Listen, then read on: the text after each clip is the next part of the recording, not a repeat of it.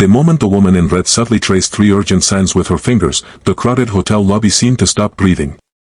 Her eyes never lifted, her lips never moved, but her hands told a terrifying truth to the men watching from across the marble floor. "Help me. A has a weapon." The single father froze, heart pounding, because he was the only one who noticed. And the man standing behind her was already turning around. Before the truth unfolds, if you believe in kindness, second chances, and quiet courage that saves lives, please like this video, share it with someone who believes in humanity, leave a comment, and subscribe to the channel Pure Kindness. Your support helps stories like this reach hearts that need them. Ethan Cole had not planned to be Anjoni's hero that morning. It was a 34-year-old single father juggling night shifts, unpaid bills, and the constant ache of trying to be enough for his 7-year-old daughter. Cleaning floors at the Grand Aurora Hotel was never part of his childhood dreams, but it paid just enough to keep food on the table and shoes on growing feet. Since his wife passed away 3 years earlier, Ethan's world had shrunk to routines, responsibilities, and quiet exhaustion. What most people didn't know was that Ethan was fluent in sign language, a skill he learned years ago while raising his younger brother, who was deaf. That part of his life felt distant now, tucked away with memories he rarely revisited. The hotel lobby that day shimmered with wealth and indifference. Crystal chandeliers glowed above polished marble floors, and guests moved with the confidence of people who believed nothing bad could happen in such a beautiful place. Ethan pushed his mop slowly, careful not to draw attention.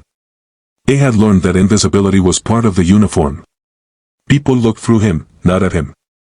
That was why he noticed the woman in red. Not because she was stunning or elegantly dressed, but because something in her posture was wrong. Her shoulders were tense, her breathing shallow, and her hands moved with purpose beneath the casual gesture of fixing her sleeve. Ethan's breath caught when he recognized the signs. It wasn't the accidental movement. It wasn't the nervous fidgeting. It was deliberate and desperate. The woman was asking for help, and worse, she was warning him. Standing just behind her was a tall man in a dark suit, his presence heavy and controlling, his gaze scanning the lobby as if measuring threats. Everyone else saw a powerful couple or a business meeting gone quiet. Ethan saw danger. Fear flooded him instantly. He thought of his daughter waiting for him at home, of the promise he made to always come back safe. Every instinct told him to look away, to pretend he hadn't seen anything. But the woman's eyes flicked toward him for a split second, just enough to confirm she knew he understood. In that moment, Ethan realized something terrifying and beautiful at the same time. Being invisible meant he could act without being suspected. His hands trembled as he leaned them up against a nearby pillar and slowly walked toward the front desk, keeping his head low. His mind raced, calculating risks he never wanted to face. The man in the suit shifted his stance, his body language tightening as if he sensed control slipping. The woman's fingers stilled, and Ethan knew time was running out. What Ethan didn't know was that the woman was named Clara Vaughn, the interim CEO of a global tech firm attending a high-level summit at the hotel.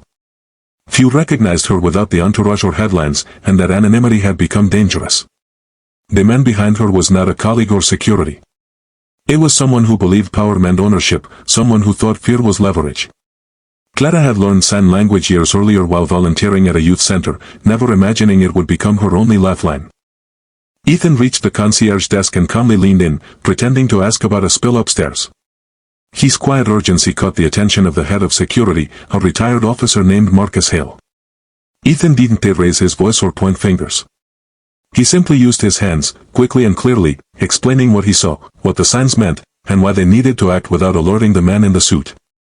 Marcus watched Ethan's hands, then his face, and something hardened in his eyes.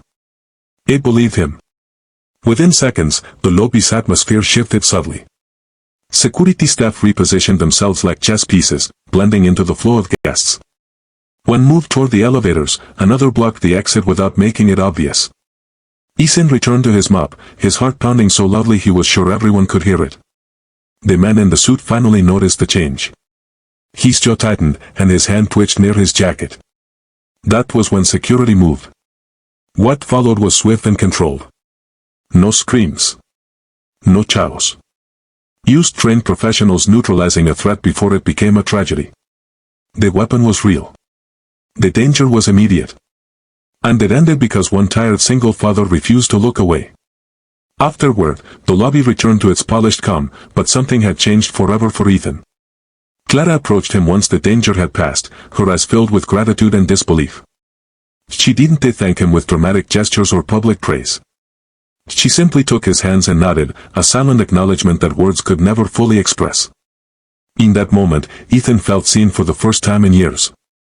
The days that followed brought unexpected consequences. Ethan's quiet courage reached places he never imagined. Clara ensured his bravery didn't go unnoticed, but more importantly, she reminded him of his own worth. Ethan went home that night and hugged his daughter a little tighter, knowing that sometimes survival means stepping forward, even when you are afraid.